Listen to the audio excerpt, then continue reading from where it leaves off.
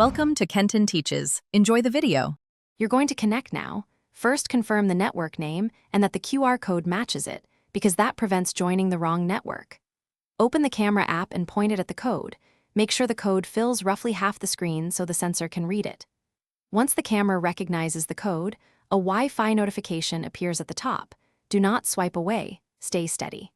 This step uses the phone's QR reader to hand off the network details securely to Wi-Fi settings. Once the QR notification appears, tap the Join SSID prompt. This transfers the network details into settings automatically, which is faster and reduces typing errors. Make sure the shown SSID matches the intended network, since many places have similarly named access points. If the router requires a password, your device may auto-fill it from keychain. Accept or type it in.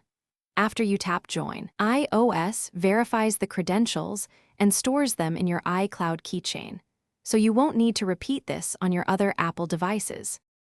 You're almost done. Check the status bar for the Wi-Fi icon and load a web page to confirm internet access, because local network join doesn't always mean internet is available.